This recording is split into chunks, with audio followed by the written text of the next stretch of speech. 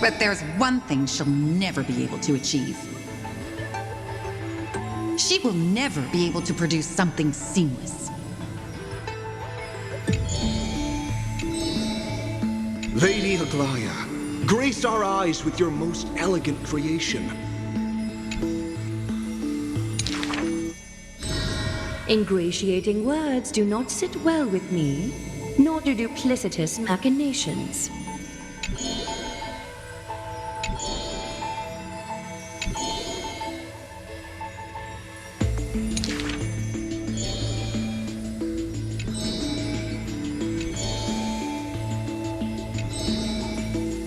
As long as the thread has form, it is enough to craft seamless finery. Hardly a challenge. None of these pose a challenge.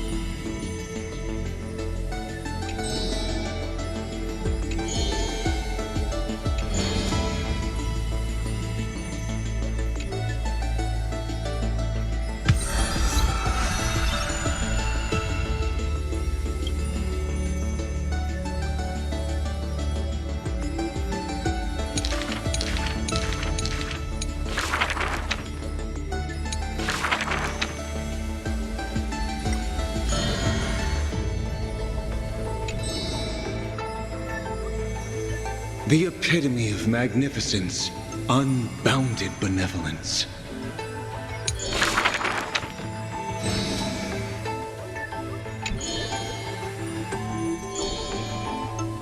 She's about to get rid of her failed pieces!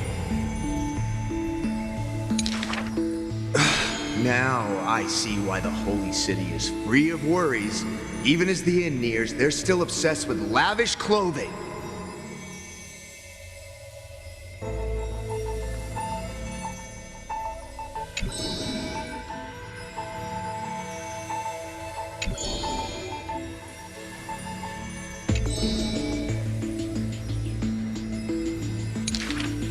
Are flawed creations really still worth the people's adoration?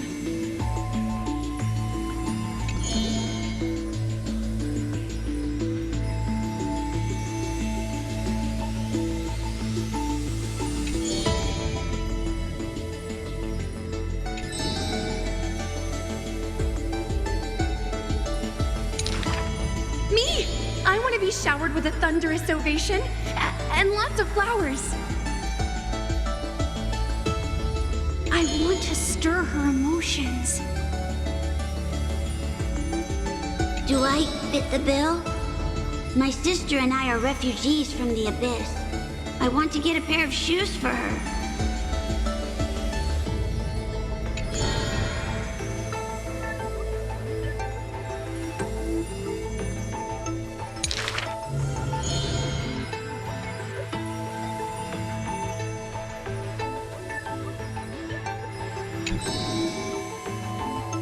Go. Go to the 3 children in the city.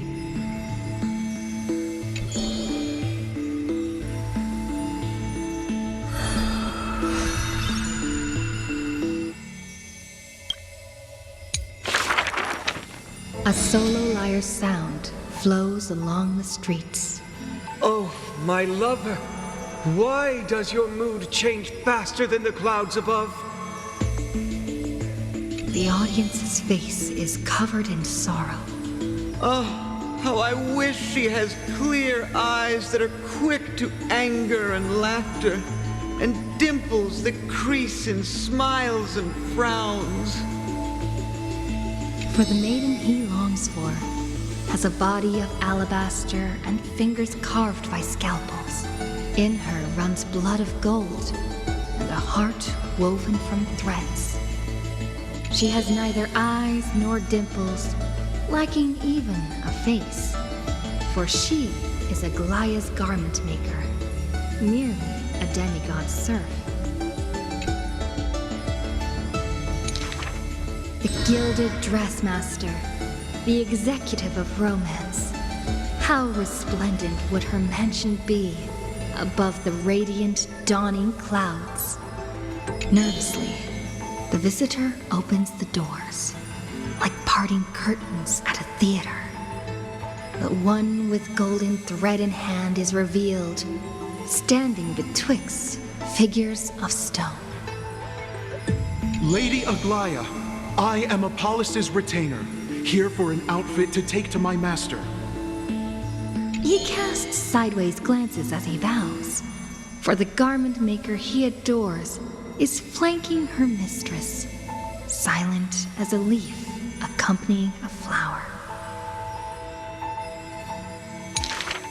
Slender hands sculpted of ivory pull up the dress's train, as if with one breath alone, the maiden will be revived. The creation of love and beauty indeed. As the visitor thinks thus, his thoughts prickle the golden threads in the room.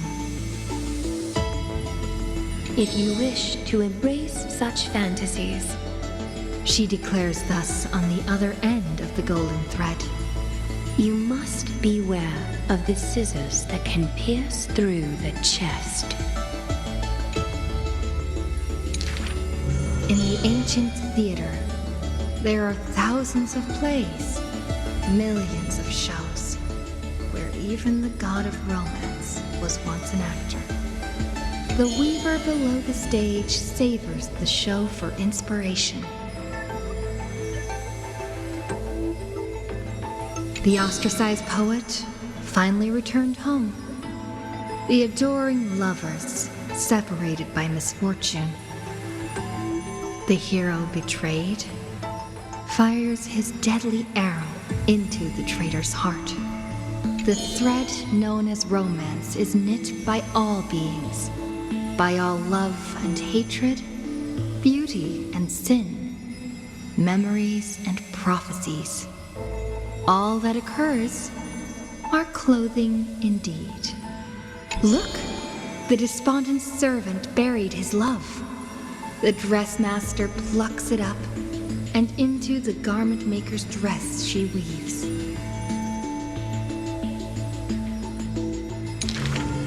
The elegant garment makers once had beautiful faces, some as knights with swords, some as impassive priests, and put on pantomime after pantomime in the golden thread's light.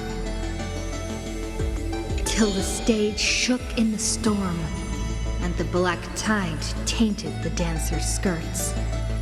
She wiped clean their visages and instilled armaments instead of silk. Use the needle and thread as your sword. She requests the servants who cannot answer. The garment makers are elegant still. They turn bloody and stained slaughter into lithe rondos, for only then can they still dress in new gowns. Only then can romance survive into the morrow.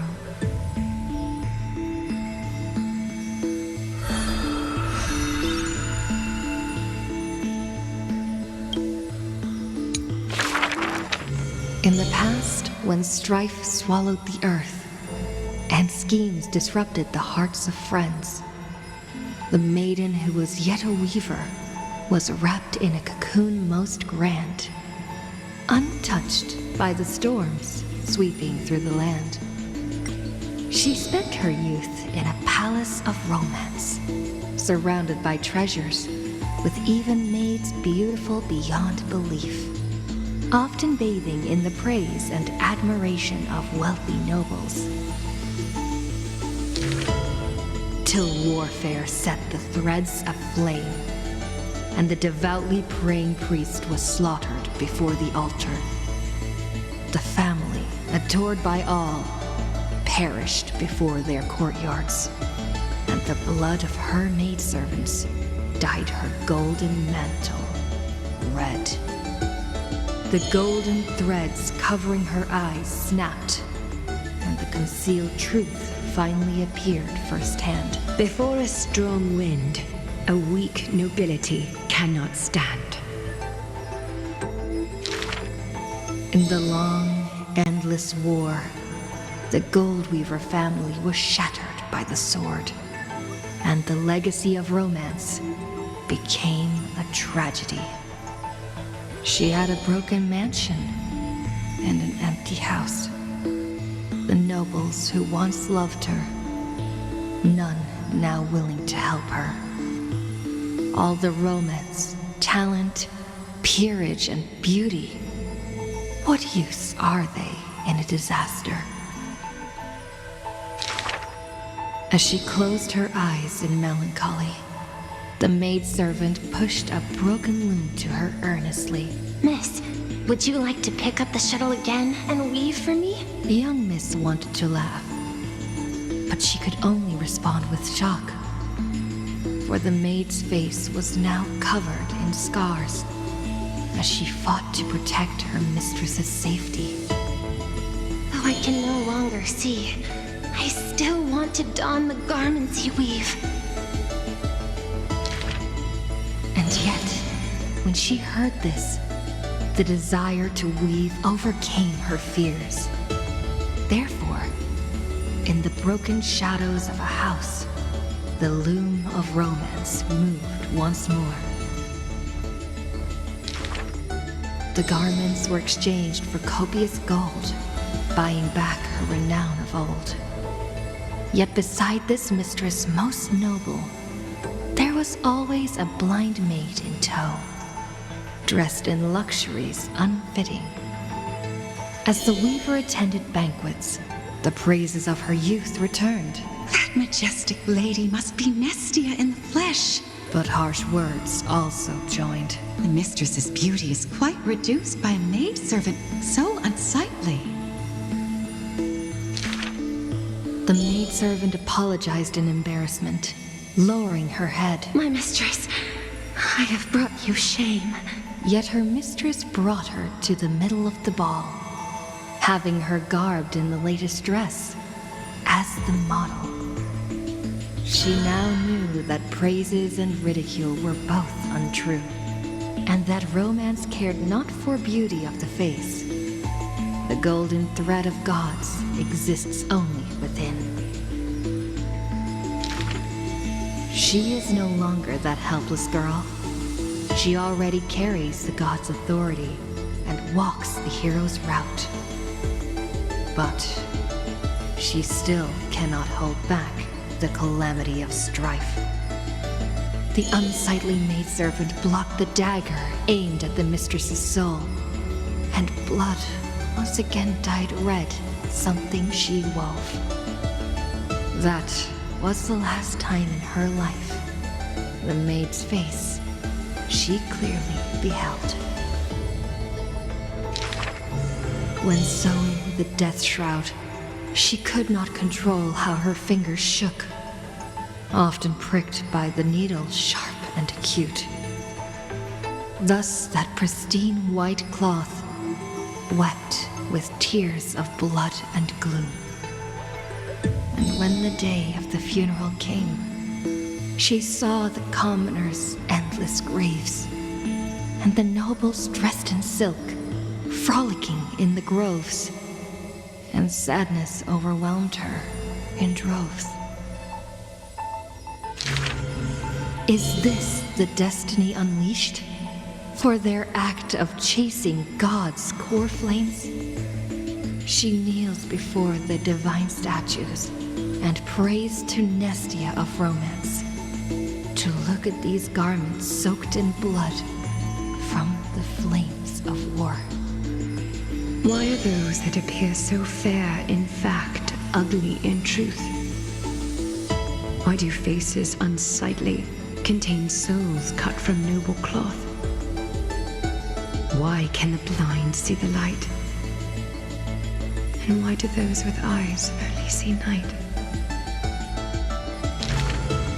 The dying god remains silent. If you no longer have the power to see, then with my destiny, she grasps the burning core flame. I'll exchange for eyes that can see everything.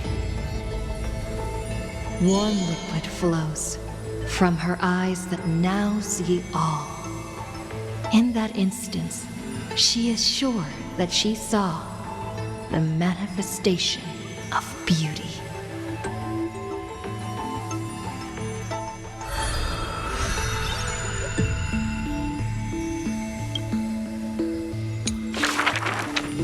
She can see the most delicate colors, the most distant contours. She can see the most secret desires, and through the most perfect liars. But being able to see everything is the same as seeing nothing. Countless mirages and cacophony surround her with stimuli plenty, casting her into another kind of blindness overwhelming. So she soaks herself in the bath and lets her golden thread go beyond the palace. When the water drops on the thread vibrate and shiver, she closes her eyes and listens to the echoes silently. She hears how a mother's feet were wounded for treading over too many stones, and is soaking her feet in the hot water bath. She hears children playing next to the pools, and someone is saying loudly, I heard that the Golden Goddess also likes to visit the baths. She is used to bathing alone. At the start of the hours of lucid or parting, her golden hair spread in the water like a throne, like the scattered golden threads, wrapping her again in a cocoon. Yanis's holy maiden silently walks over, scooping up water to wash the weaver's hair, as if cleansing the bough of a laurel tree. That is when the one who sees the core flame finally knows. There's no difference between a demigod and a true deity. The golden blood that congealed through divinity only in this heavy heat can temporarily flow, and let this golden butterfly feel a fleeting warmth, just as she had once touched her own face. Falls the final tear her eyes will ever produce. Teacher, I had a dream, she recounts, like a young girl on a whim. The sound of the water repels all disruptions in speech. Such peaceful rest, such sweet dreams. She dreamed of how she was a naive noble girl, ignorant of the world. She dreamed of the countless nights when she worked, in the courtyards she weaved. She dreamed of being before the vine-covered temple, where the wind blew by in a violent stream. Lastly, she dreamed of the prophecy that she heeded, how the ancient sound came through the 1,000 waves and could not be heard clearly in her dream.